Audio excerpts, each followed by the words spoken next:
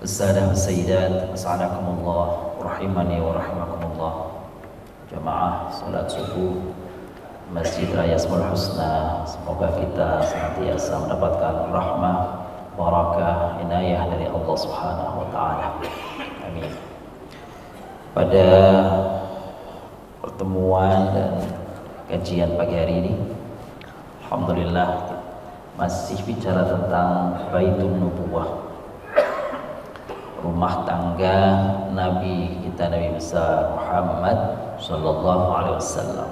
Meskipun bapak-bapak, ibu-ibu yang dimuliakan, pertemuan pertama, kedua, ketiga, dan hari ini adalah pertemuan keempat untuk serial kajian Baitun Nubuwah. Sesungguhnya kita belum masuk langsung kepada Baitun Nubuwah yang dimaksud. Awalnya adalah rumah tangga Nabi, yakni para istri-istri Nabi Muhammad SAW. Kita akan mengenal siapa mereka, dari nasabnya bagaimana, dakwahnya bagaimana, proses pernikahannya bagaimana, keturunannya bagaimana, dan seterusnya. Namun belum sampai pada tema tersebut. Dari pertemuan pertama, kedua, ketiga, kita bicara tentang Ummahatul Anbiya, yakni ibu para nabi, ibu-ibu para nabi. Dan yang hari ini adalah pertemuan yang keempat, kita membahas tentang ibunya para nabi atau ibunya nabi. Dan hari ini kita sampai pada mengkaji, mengenal, mungkin mengingatkan kembali, karena ini sering kita dengar, sering kita baca, sudah kita faham. Tapi tidak ada salahnya kalau kita mengulang ayat kembali.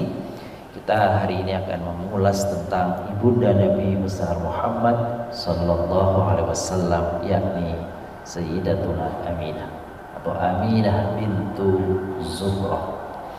Bagaimana nasabnya dari ayahnya, bagaimana nasabnya dari ibunya, dan seterusnya. Bapak-bapak, ibu yang dimuliakan, ini Siti Aminah sebenarnya namanya adalah Aminah saja, tidak ada sitinya. Itu adalah kebiasaan kita orang Indonesia, orang kawasan Asia Tenggara. Kalau menyebut orang-orang yang dimuliakan itu pakai awalan, kalau perempuan itu pakai awalan Siti, begitu. Jadi istri Nabi semuanya pakai Siti. Siti Khadijah, Siti Aisyah, Siti Maimunah, dan seterusnya. Begitu juga wanita-wanita yang mulia sebelumnya, Siti Maryam, Siti Asia, gitu. Padahal awalnya nggak ada sitinya. Siti itu adalah panggilan Sayyidati, ya, Sayyidati, lalu kemudian disingkat, dipangkas jadi Siti, gitu. Kalau perempuan, kalau laki-laki Sayyidi, terus dipangkas jadinya Sidi, gitu. Jadi orang-orang wilayah Melayu nih, Sumatera, Padang, Aceh, terus Sumatera Utara, itu masih ada panggilan itu Sidi. Sidi sebenarnya adalah satu panggilan penghormatan. Sebenarnya kalau bahasa kita ya Sidi itu bapak, kalau Siti itu ibu, gitu. Jadi kalau Siti Aminah maksudnya adalah Bunda Aminah, kira-kira begitu. Terus kita panggil depannya Bunda Siti Aminah, udah double aja. Bunda juga ya Siti juga. Jadi namanya sebenarnya adalah Aminah bintu Zuhrah. Itu. Jadi ya Bunda Nabi Muhammad Sallallahu Alaihi Wasallam. Baik. Kita ingin mengenal silsilahnya terlebih dahulu. Silsilahnya. Nasab Sayyidah Aminah, dan tentu saja nasabnya Rasulullah Sallallahu Alaihi Wasallam. Hiya Aminah bintu Wahab binti Abdi Manaf binti Zuhrah bin Kilab bin Murrah, gitu. Au ummaha Barrah bintu Abdil Uzza bin Uthman bin Abdiddar bin Qusay bin Kilab, wa ummuha Ummu Habib Asad bin Abdul Uzza bin Qusay bin Kilab. Jadi kalau ini silsilahnya Aminah ini dari pihak ayah, Aminah binti Wahab. Berarti Aminah putri dari Wahab. Wahab ini putra dari Abdul Manaf. Abdul Manaf ini putra dari Zuhrah. Zuhrah ini putra dari Kilab. Kilab ini putra dari Murrah. Nanti biasanya orang banyak nyebut pada kakeknya yang kelima, yaitu Kilab. Lalu dari sisi ibunya, Barrah binti Abdul Uzza bin Uthman bin Abdul Dar bin Qusay bin Kilab. Ibunya ini Barrah bin Abdul Uzza bin Abdul Habib binti Asad bin Abdul Uzza bin Qusay bin Kilab. Ini bagaimana silsilah daripada ibunda. Ini sebenarnya sama ya dengan tadi Bapak Ibu. Ini diulang aja lagi. Ya, ini lebih naik lagi ke atas lagi. Jadi ibunda ini sedangkan ibu Aminah adalah Labirah binti Abdul Uzza. Ada yang menyebutnya Labirah, ada yang menyebutnya Barrah. Ya, ibundanya. Jadi neneknya Nabi nih, neneknya dari pihak ibu. Itu ada yang menyebutnya Barrah, ada yang menyebutnya Labirah. Jadi Labirah binti Abdul Uzza bin Uthman bin Abdul Dar bin Qusay bin Kilab bin Murrah bin Ka'ab bin Lu'ay bin Khalid bin Fihar. Jadi kalau orang Arab itu nasab itu kental sekali. Baik. Nih, kelahiran Bunda Siti Aminah, ia dilahirkan pada pertengahan abad ke-6 Masehi. Abad ke-6 Masehi. Jadi sekitar tahun 550-an Masehi. Ya, sekitar 550-an Masehi. Karena beliau menikah dengan Abdullah, ada yang mengatakan usianya 20 tahun dan Abdullah usianya 25 tahun. Jadi kalau Rasulullah lahir 571 diambil 20 tahun, jadi kira-kira lahir pada tahun 550-an Masehi. Kalau dari tanggalan Hijriyah tahun berapa? Ya belum ada hijriahnya aja, nanti Nabi lahir udah hijrah, itu belum ada hijriahnya. Gitu. Dari keluarga yang dianggap sebagai kabilah yang paling terhormat dan memiliki keturunan yang mulia, sehingga Rasulullah SAW pernah beliau bersabda menggambarkan bagaimana asal beliau itu. Allah, kata beliau ini, terus-menerus memindahkanku dari rusuk yang baik ke rahim yang suci, terpilih dan terdidik. Tiada jalan yang tercabang menjadi dua kecuali aku berada di jalan yang terbaik. Artinya Rasulullah itu garis keturunannya ke atas itu adalah orang-orang yang mulia. Seperti itu. Yang tidak ada yang cacatnya. Nanti itu kan kakek beliau yang kelima itu kan namanya Kilab. Kilab itu bapak-bapak dalam bahasa Arab. Kilab itu jamak dari kalab. Mohon maaf, kalab itu mohon maaf artinya itu anjing. Kok bisa, kenapa bapaknya kakeknya kesekian itu namanya anjing gitu ya? Kita perlu tahu tuh. Hari ini mudah-mudahan sedikit menggambarkan. Jadi bagaimana sebutan, jadi bukan nama, kunyah beliau itu Kilab. Kenapa beliau disebut itu Kilab? Gitu. Berbagai sumber mengatakan bahwa Aminah adalah wanita Quraisy yang terbaik, mulai dari nasab maupun kedudukannya. Ia adalah ibu yang selalu diberkahi dan selalu dikelilingi oleh kabar gembira karena namanya selalu abadi selamanya.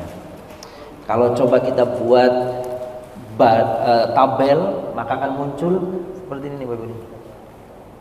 Ini Nabi Muhammad, ini dari pihak ayahnya, ini dari pihak ibunya, ketemu di kakek yang kelima. Ini dari pihak ibundanya. Jadi Nabi Muhammad, ibundanya Aminah bin Wahab bin Abdul Manaf bin Zuhrah bin Kilab. Nabi Muhammad SAW bin Abdullah bin Abdul Muttalib bin Hashim bin Abdul Manaf bin Qusay bin Kilab. Ada memang nama-nama itu yang mirip-mirip namanya. Jadi orang Arab itu memang nama itu kadang-kadang apa namanya itu sama. Maka yang membedakan itu bin siapa, binti siapanya, itu yang akan membedakan. Namanya putri Nabi itu Zainab. Putri Nabi namanya Zainab. Istri Nabi juga Zainab. Nah, nanti Zainab bintu siapa? Bintu siapa? Yang tadi Zainab bintu siapa? Kalau putri Nabi berarti Zainab bintu Muhammad. Kalau istrinya Zainab bintu Jahash. Begitu. Jadi Fatimah misalnya Fatimah. Fatimah itu putri Nabi Fatimah ya. Istrinya Ali itu Fatimah itu. Ibundanya Ali juga Fatimah. Jadi kalau bilang Fatimah bintu siapa? Gitu. Kadang-kadang nama itu di Arab itu. Umar juga punya putri Fatimah juga. Yang ceritanya Umar nempeleng anak itu adiknya itu ketika dia datang membaca surat Toha yang kemudian dia masuk Islam, itu dia membacakan namanya Fatimah juga. Jadi nama di Arab itu, apalagi kalau nama laki-laki Abdullah, banyak sekali. Maka yang dikenal justru nama ayahnya, Ibnu Mas'ud, Ibnu Umar. Itu namanya Abdullah semua tuh. Ya. Jadi Abdullah. Gitu. Sehingga orang lebih menyebut nama ayahnya. Oh, Ibnu Umar berarti Abdullah. Gitu ya. Ibnu Mas'ud berarti Abdullah, dan banyak nama lainnya. Nah, Kilab ini. Siapa nih buyut Nabi yang namanya Kilab ini nih, Bapak Ibu? Nama sebenarnya adalah Hakim nih, kayak Pak Hakim. Hakim nih. Ada juga yang mengatakan namanya Urwah, nama aslinya. Gitu ya. Namun ia dilakobi, dipanggil dengan Kilab. Artinya mohon maaf, anjing. Karena apa? Karena sering berburu dengan menggunakan anjing. Saking orang mengenalnya hari-hari dia itu, ya, berburu dengan anjing, maka namanya Kilab. Ini lagi rame di ini masalah anjing ini, apa namanya, najis tidak najis, terus kenapa harus dibasuh dengan 7 itu. Nah, ternyata saya membaca sebuah penelitian, hasil penelitian, Bapak-bapak yang dimuliakan, kenapa Rasulullah itu 1500 tahun yang lalu itu sudah menyebut kalau dijilat anjing itu cuci 7 kali, salah satunya mesti pakai tanah atau debu. Ternyata menurut penelitian, objek yang dijilat oleh anjing itu diteliti oleh ilmuwan sampai 1000 kali pembesaran mikroskop itu, ternyata itu kuman yang membahayakan. Dan kuman itu nggak bisa hilang dengan air, nggak bisa hilang dengan deterjen, bisa hilangnya itu hanya dengan tanah, unsur tanah. Dan itu Nabi mengatakannya 1500 tahun yang lalu. Banyak kasus, hati-hati kalau dijilat anjing yang jilatannya itu adalah ada lukanya, maka kemungkinannya itu sampai berarti adalah mengalami kematian. Dan itu sayangnya lab itu ketika diteliti 3 hari kemudian baru muncul, baru ketahuan itu. Padahal sampai 3 hari itu orang bisa mati gara-gara itu. Ini bukan anjing rabies, anjing biasa, dan disebut oleh para ilmuwan itu anjing manapun nggak pakai pemisah, nggak pakai pengecualian. Semua anjing, yang sehat, yang sakit, yang gila, yang setengah gila, semua itu ditemukan ternyata oleh penelitian itu. Jadi kalau hati-hati kalau itu menyangkut luka di tangan kita yang dijilat anjing, maka boleh jadi itu kuman virus membahayakan. Itu saya lupa namanya, kan itu bahasa Latin istilah virusnya itu. Juga 3 hari saja orang bisa mati itu ya. Dan itu gejala yang aneh yang ditemukan. Nah, ini sedikit aja ya gitu ya. Meskipun para ulama dahulu itu ada juga yang punya anjing, tapi anjingnya itu untuk berburu, tidak masuk rumah, gitu ya, untuk berburu dan dilatih untuk berburu. Dan itu di dalam Al-Quran disebut berburu dengan anjing itu boleh. Tapi hasil daripada gigitannya itu dibuang, tidak boleh dimakan. Gitu ya. Mukallabina itu kalau di dalam Al-Quran itu. Mukallabin, mukallab dari kata-kata kalb. Gitu ya. Jadi itu sedikit tentangnya. Kilab merupakan kakek ketiga dari ibu. Oh, bukan ketiga, masih kelima tadi, mohon maaf saya. Aminah bintu Wahab. Pada kilablah nasab ayah dan ibunya Nabi Muhammad SAW berjumpa, bertemu. Jadi masih ada keturunan yang sama sebenarnya dari atas. Dialah yang menamai bulan-bulan ini, Bapak Ibu. Jasa daripada kilab itu, tokoh yang alim ini sebenarnya cerdas pada masanya itu. Kilab inilah yang menamai bulan-bulan Arab. Muharram, Safar, Rabiul Awal, Rabiul Tsani dan seterusnya itu kilab. Kakek Nabi nih. Kita kenal sekarang yang dijadikan rujukan masyarakat Arab setelahnya. Jadi penamaan bulan-bulan itu dalam sejarah disebut itu karya jasa dari kakek Nabi yang kelima yang namanya Kilab. Oke, itu sedikit tentang buyut beliau namanya Kilab. Sekarang kita mengenal sosok daripada Bunda Aminah. Menurut Kirwani, Allah Subhanahu wa taala telah menganugerahkan kepada Aminah berupa wajah yang cantik dan sempurna, artinya cantik lahir batin, serta perempuan yang paling bijaksana dalam kaumnya, ya. Pandai berbicara, ahli balaghah. Balaghah itu berarti indah ucapannya. Bahkan Aminah itu membuat, kalau bahasa kita, puisi yang indah sekali, yang mengekspresikan kesedihan yang luar biasa ketika ditinggal suaminya Abdullah. Itu membuat puisi. Nah, kita pernah dahulu tampilkan pada saat kita membahas tentang sirah nabawiyah dahulu ya, yaitu membahas tentang ayahnya Abdullah. Pandai berbicara, ahli balaghah, ucapannya mengandung sastra, dan tidak ada perempuan satupun di masa itu yang menandingi Aminah dari segi apapun. Maka Aminah itu diincar oleh banyak orang, tapi gak ada yang berani. Gak ada yang berani mengungkapkannya itu. Anak-anak muda gak berani mengungkapkannya itu, karena orang tuanya mulia, kepala suku juga, dianya wanita terhormat. Jadi laki-laki itu segen untuk mendekati dia. Ya. Aminah merupakan perempuan yang paling menonjol kesempurnaannya di kalangan kaum Arab waktu itu. Oke. Bagaimana interaksi Aminah dengan berhala? Supaya kita nanti ada rujukan ini. Akan ada bahasan nanti di pertemuan kali ini, bagaimana nasib Bunda Aminah nanti. Aminah dan berhala. Aminah kecil merupakan sosok yang aktif dan cerdas.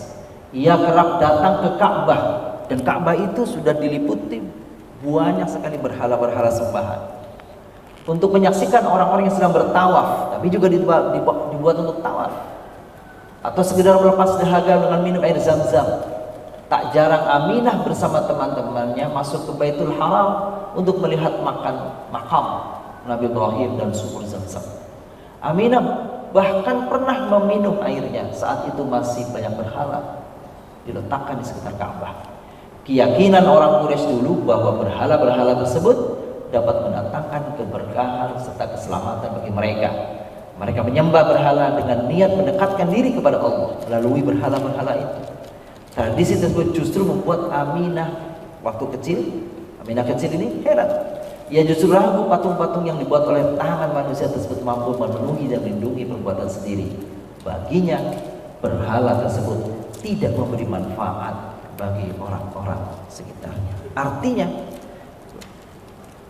Siti Aminah dan ayahanda Abdullah itu betul berada di Mekah, betul dengan dekat dengan Ka'bah, karena kakek beliau adalah orang yang bertanggung jawab tentang Ka'bah itu. Kalau bahasa kita, kuncennya Ka'bah itu kakeknya Nabi.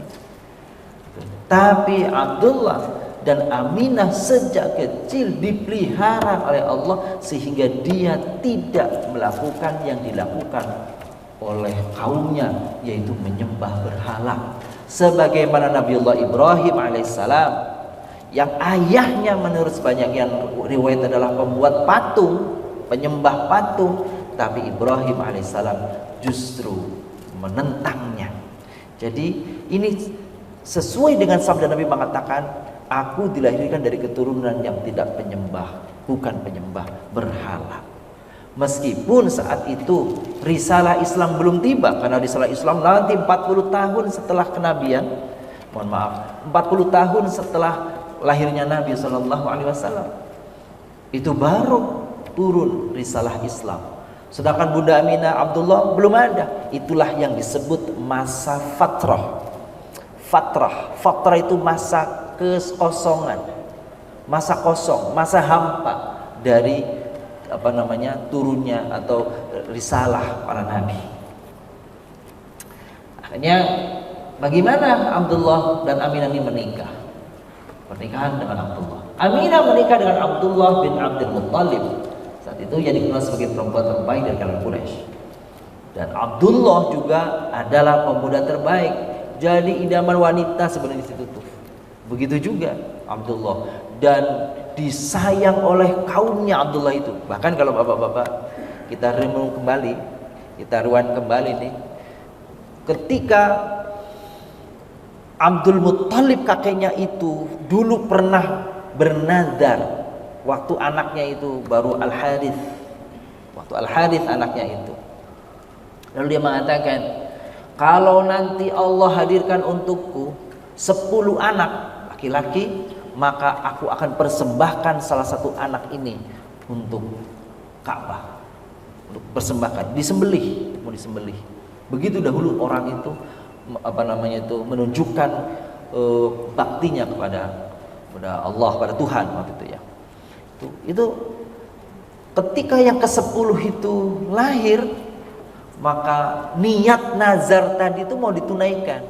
Maka Abdullah itu sudah siap untuk dikorbankan. Tapi masyarakat sekitar melihat Abdullah itu anak yang bager, yang kalau bahasa kita masih nih ya, yang kasep, yang bager, aduh senengi orang sekampung. Akhirnya orang sekampung itu rela untuk apa? Untuk mengkonversi, untuk mengganti pengorbanan Abdullah ini dengan apa? Dengan disembelihnya unta. Maka diundilah unta itu, diundilah dia, manakah yang disembelih, unta atau Abdullah. Maka dua nama ini masuk di dalam alat untuk ini, kalau bahasa kita di gelas untuk diundi. Setiap kali keluar namanya Abdullah diganti 10 unta sampai muncul unta. Akhirnya diundi, keluar Abdullah 10 unta. Kedua 10 unta lagi, terus Abdullah sampai 110 kali keluar Abdullah terus. Baru yang ke-11-nya unta. Akhirnya 100 unta. Seperti itu dalam sejarahnya, itu dikurbankan, pengganti pengorbanan dari Abdullah. Luar biasa. Itu menunjukkan bahwasanya sayangnya orang ini kepada Abdullah. Gitu ya. Pemuda, atau kalau bahasa kita di keluarga kita mah bontotnya daripada Abdul Muttalib. Itu bontotnya Abdul Muttalib, itu Abdullah. Nah, pernikahannya dengan Aminah, sebelum Abdullah melamar Aminah, sejumlah perempuan telah ditawarkan kepada Abdullah, seperti Putri Naufal bin Asad, di tokoh juga ya, para tokoh tentu saja, Fatimah binti Marrah, nah, itu kan, Laila Adawiyah dan lainnya. Namun Abdullah menjatuhkan pilihannya meminang Aminah. Ketika ditawarkan Aminah, padahal yang menjodohkan adalah ayahnya dan saling sesama tokoh, jadi Abdul Muttalib dengan Wahab. Wahab itu ayahnya Aminah. Diceritakan ketika Abdullah melamar Aminah, banyak perempuan yang patah hati dengan keputusan tersebut. Karena tadi itu ya, bager, ganteng, gitu ya, dan seterusnya. Soleh kalau bahasa kita mah ya, soleh, cuma waktu itu kan belum ada Islam.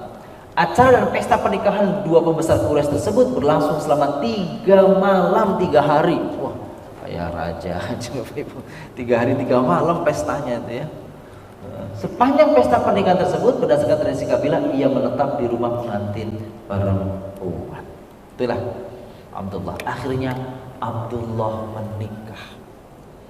Setelah menikah, hari pertama tinggal di rumahnya Aminah, si perempuan berarti, sehari, 2 hari, 3 hari. Ada yang mengatakan seminggu. Pengantin baru nih seminggu. Lalu kemudian kakeknya mengatakan seperti ini. Nah, kamu sudah berkeluarga sekarang. Kamu tanggung jawabnya udah lebih sekarang. Maka carilah ya kasab, carilah rezeki. Ya, berusahalah untuk menghidupi keluarga. Akhirnya Abdullah diperintahkan oleh ayahnya. Itu salah satu versi. Diperintahkan oleh ayah untuk berdagang. Tujuannya ke Syam. Ke Palestina kalau sekarang. Akhirnya 1 bulan. Dalam sebuah riwayat ada mengatakan 1 pekan setelah, ini banyak versinya, setelah peristiwa pernikahan itu Abdullah pergi untuk berdagang mencari nafkah untuk menghidupi keluarganya. Ternyata nih bapak-bapak, hanya berselang beberapa hari pasca pernikahan itu 15 minggu pengantin baru ini jadi harus melakukan perjalanan dagang, dan di perjalanan baru berangkat ia ternyata sakit.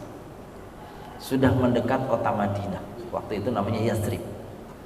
Karena sakit, kebetulan di sana itu ada keluarga daripada keluarga ayahnya, Abdul Muthalib.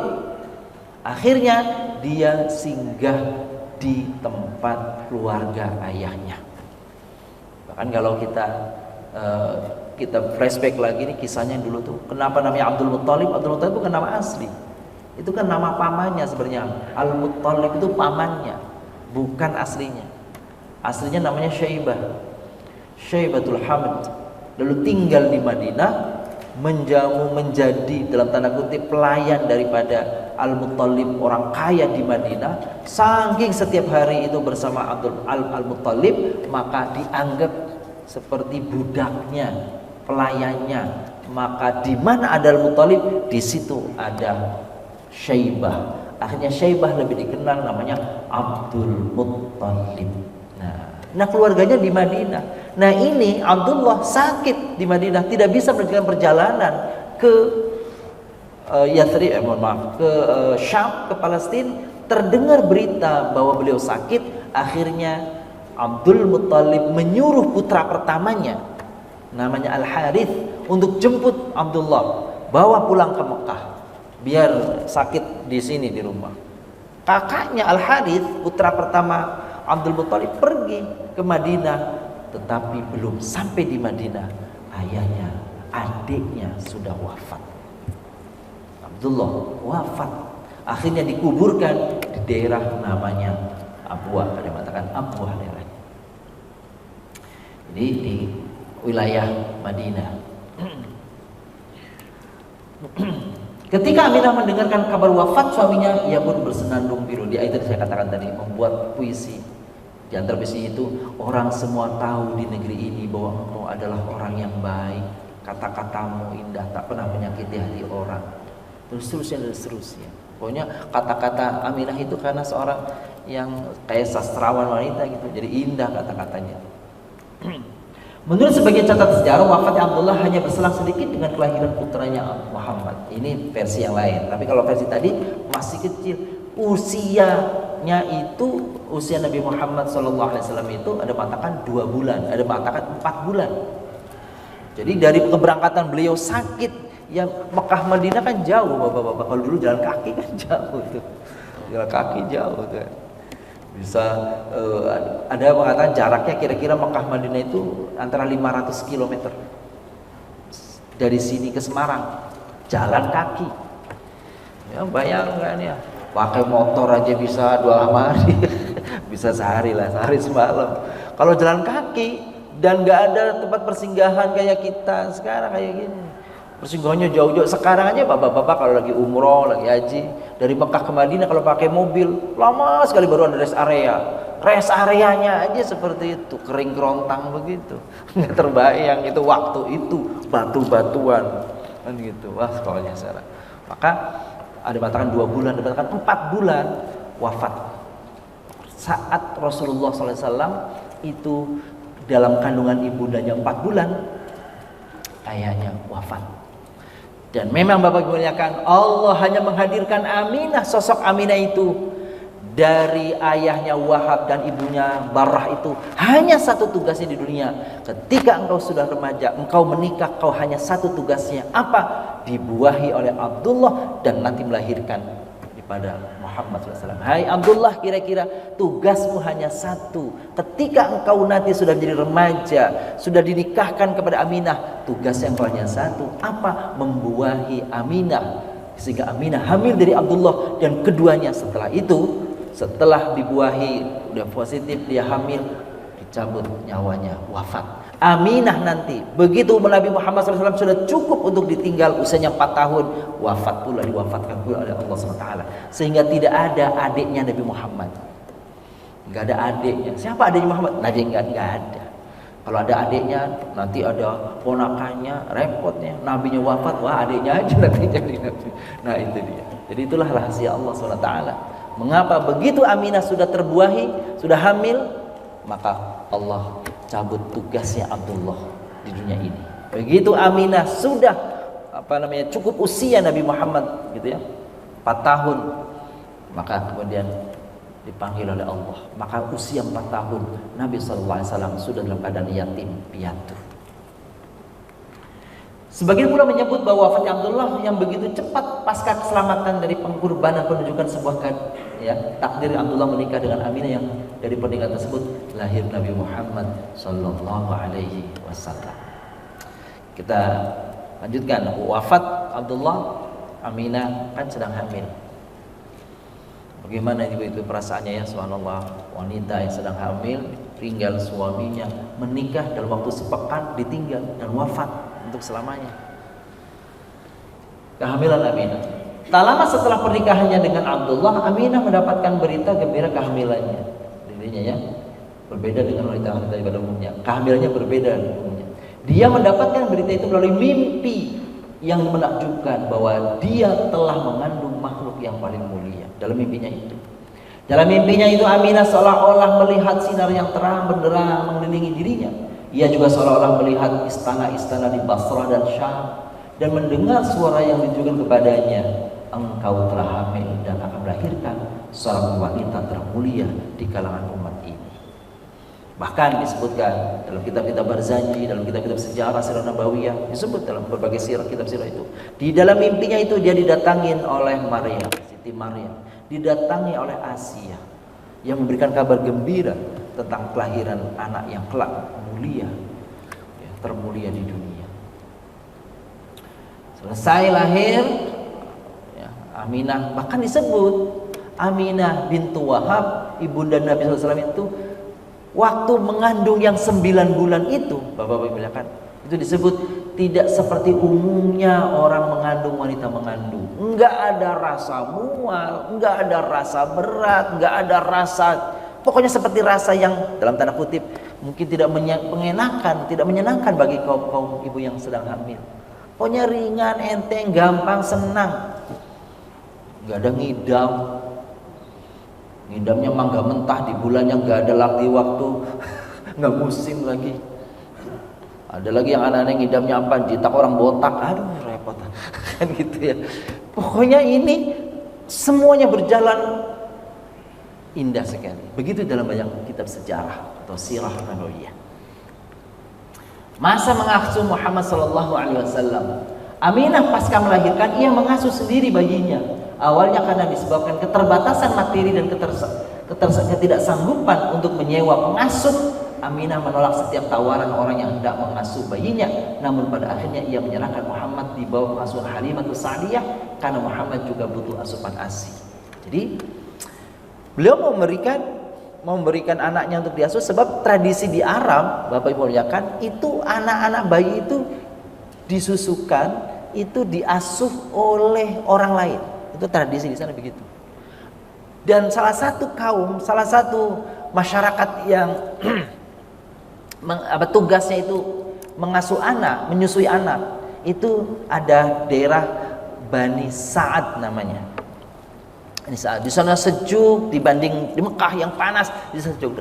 Dan lingkungannya itu bagus, lingkungannya itu budayanya itu baik, sehingga ini kondusif untuk ditempatkan di situ anak-anak kecil itu, diasuh, diberi ASI di sana gitu. Sebab kalau di Mekah itu kan kota metropolitan, tempat persinggahan para saudagar, para penjual datang setiap waktu istilahnya, karena persinggahan dari Syam ke Yaman, Yaman kota tujuan perdagangan, Syam juga begitu, singgahnya antaranya itu adalah Mekah.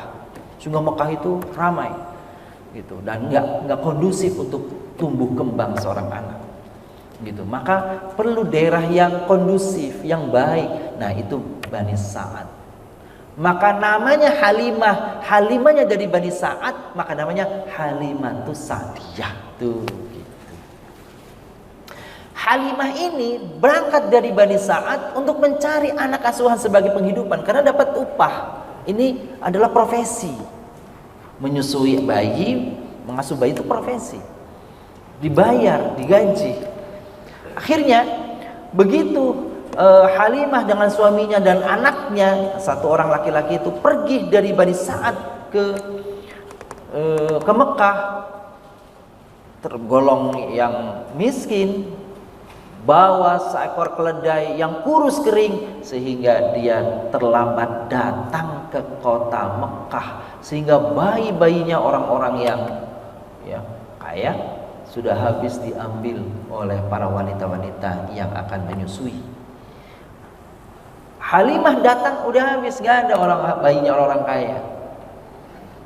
Ketemulah dengan keluarga Nabi, tapi dikasih tahu ini yatim, ibunya juga miskin. Maka Halimah Sa'diyah ditawari, bagaimana kalau mengasuh ini nih, menyusui ini nih? Apa kata Halimah? Ya, nanti saya mau ngobrol dulu sama suami saya.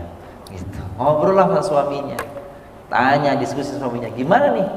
Kita mau ambil tapi miskin. Nggak diambil, kita pulang nggak dapat apa-apa. Akhirnya kata suaminya, ya sudah, ambil saja. Akhirnya sepakatlah. Ketika mau sepakat itu, dipanggillah Halimah itu oleh kakek Nabi Abdul Muttalib. Coba siapa yang akan mengasuh sini? Ditanya, terjadi tanya jawab dialog dengan Abdul Muttalib. Siapa namamu? Namaku Halimah. Dari mana? Saya dari Sa'ad, dari Bani Sa'ad. Maka ayahnya, kakeknya Nabi mengatakan, Abdul Muttalib mengatakan, alangkah beruntungnya cucuku ini diasuh oleh seorang yang mempunyai sifat halim, al-hilm, dan juga datang dari kaum yang Sa'ad. Apa maksudnya? Halim itu penyabar sekali. Meski dia itu sebenarnya puncak kemarahannya, tapi mampu memanage dirinya, jiwanya itu, sehingga bersifat selalu bijak. Itulah Halim. Kalau wanita namanya Halimah. Datang dari Sa'ad, tempat kebahagiaan. Sa'ad itu Sa'id, itu bahagia. Alangkah beruntungnya cucuku diasuh oleh seorang yang sangat pelembut dan datang dari daerah yang penuh kebahagiaan. Halimatus Sa'diyah. Akhirnya Halimatus Sa'diyah diserahi oleh Bunda Aminah, putranya Muhammad itu. Diceritakan ketika disusukan, padahal itu juga Bapak Ibu muliakan, dikisahkan bahwa Halimatus Sa'diyah itu karena miskin, sebenarnya anaknya itu nangis terus. Kenapa? Karena nggak bisa menyusui. Kenapa nggak bisa menyusui? Karena habis, nggak ada asupan gizi untuk ibundanya, untuk tadi Halimah tadi, sehingga dia pun menyusui anaknya nggak bisa. Kenapa? Karena kering air susunya. Udah segitu kering saja dia cari profesi penyusu. Itu gimana sih ini kan? Gitu. Tapi dia bilang, ya kali aja lah dapet lah gitu ya. Begitu diserahi, dalam kisah diserahi Nabi Muhammad SAW kecil, malam itu Allah anugerahi keberkahan. Sesaat itu ternyata ia bisa menyusukan 2 anak, anaknya sendiri dan Muhammad, sampai kenyang, sampai pulas dengan berkah Allah Subhanahu wa taala. Dan besoknya pulang ke Sa'ad, ke Bani Sa'ad. Keledai yang tadinya kurus kering, yang tadinya lemah dan lesu, ya, akhirnya pulang dengan gagah, cepat larinya, sehingga teman-teman yang mengatakan, itu siapa yang nyelonong begitu larinya? Oh, itu Halimah dan keluarganya. Kok bisa cepat begitu? Itu tandanya berkah, dan seterusnya ya. Kayak kita lanjutkan. Setelah 2 tahun berada dalam pengasuhannya, Halimah pun membawa kembali Nabi Muhammad, karena 2 tahun janjinya. Dalam Al-Quran memang haulaini kamilaini liman yutimma radha'ah, liman arada yutimma radha'ah. liman arada an yutimma radha'ah. Siapa yang ingin menyusukan 2 tahun usianya. 2 tahun susuan ya, penyusuannya itu. Maka dikembalikan Nabi Muhammad kepada bundanya. Namun karena anak ini membawa keberkahan kepadanya dan masyarakatnya dan menjaganya dari wabah yang menyerang, maka ia meminta izin kepada Aminah agar Muhammad tetap bersamanya beberapa tahun lagi dan tinggal bersamanya di perkampungan di gurun pasir itu yang namanya tadi Sa'ad tadi. Aminah menyepakati permohonan tersebut. Akhirnya Aminah pada tahun ke-6 setelah tahun gajah, ketika Nabi Muhammad berusia 2 tahun, Halimah mengembalikan Muhammad kepada ibunya. Oh, ini berarti 6 tahun dari Rasulullah ibundanya wafat ya. Ini memang banyak versinya ya. Ada yang 4 tahun, ada yang bilang 5 tahun gitu. Nah, dikembalikanlah. Akhirnya Aminah udah kangen, ingin mengajak anaknya supaya mengenal ayahnya, karena semenjak lahir dia nggak kenal ayahnya. Akhirnya Aminah mengajak Nabi Muhammad SAW kecil untuk berziarah. Pada tahun ke-7, ini beda lagi ke-7 ya, gitu ya. Jadi ada yang bilang ke-6 ke-7, Aminah membawa Muhammad ke Madinah untuk menziarahi makam ayahnya Abdullah dan bertemu dengan paman-paman Abdullah dari pihak ibu. Paman-paman ayah Muhammad Sallallahu Alaihi Wasallam berasal dari Bani Najjar. Sayangnya dalam perjalanan kembali dari Madinah, Aminah meninggal dunia karena sakit dan dimakamkan di daerah namanya Abwa. Saat itu Nabi Muhammad bersama Ummu Aiman. Jadi Muhammad berziarah Aminah, Muhammad dan Ummu Aiman. Ummu Aiman ini adalah budak yang ditinggalkan oleh ayahnya, hadiah dari kakeknya. Dan Ummu Aiman itu nanti waktu besar, dan Rasulullah SAW besar, dibebaskan. Lalu nanti dinikahkan Ummu Aiman ini dengan anak angkatnya Nabi yang namanya Zaid bin Al-Harithah. Itu begitu kisahnya. Ummu Aiman lah yang mengantarkan Muhammad untuk kembali ke Mekah dan tiba 5 hari setelah wafatnya di kota tersebut. Bagaimana keadaan Bunda Siti Aminah ini? Tadi sudah perjalanan Aminah sampai wafat. Sekarang sering kali ini menjadi perdebatan, menjadi perbincangan ramai. Bagaimana keadaan Bunda Siti Aminah kelak nanti di akhirat? Nah, ini tidak bermaksud untuk meruncing, tapi supaya kita tahu ternyata ada perbedaan pendapat seperti itu. Ya, Bapak Ibu. Di surga kah atau di neraka? Ayah ibu Nabi itu di surga dan di neraka. Kalau hati kita nih Bapak Ibu, rela nggak kalau ayah ibu Nabi SAW itu di neraka? Begitu tuh. Hati kita itu kira-kira nerima nggak kalau ayah ibu Nabi Muhammad itu di neraka? Karena ada hadis Rasulullah SAW ingin beristighfar, mohon ampun untuk ibundanya. Nih, nanti setelah Rasulullah perang Tabuk yang menjelang wafatnya beliau itu beliau singgah dari Syam, dari daerah mau ke Syam itu, beliau singgah pulangnya itu melalui Madinah, kan belum mau ke Madinah, singgah di kuburannya beliau nih, kuburan ibundanya beliau. Maka beliau singgah di situ, lalu turunlah ayat Al-Quran ini nih, gitu ya. Wa ma kana istighfaru Ibrahim li abi mau'idati wa'adaha iyyahu falamma tabayyana lahu aduwwun lillah tabara'a minhu inna Ibrahim la'awwahun halim. Dan permintaan ampunan Ibrahim kepada Allah untuk bapaknya, ada yang mengatakan pamannya namanya Azar, tidak lain hanyalah karena suatu janji yang telah dijanjikan kepadanya Ibrahim waktu ayahnya masih hidup, atau pamannya masih mengatakan, aku akan mohonkan ampun bagimu kepada Allah. Tapi begitu diingatkan oleh Allah, maka tatkala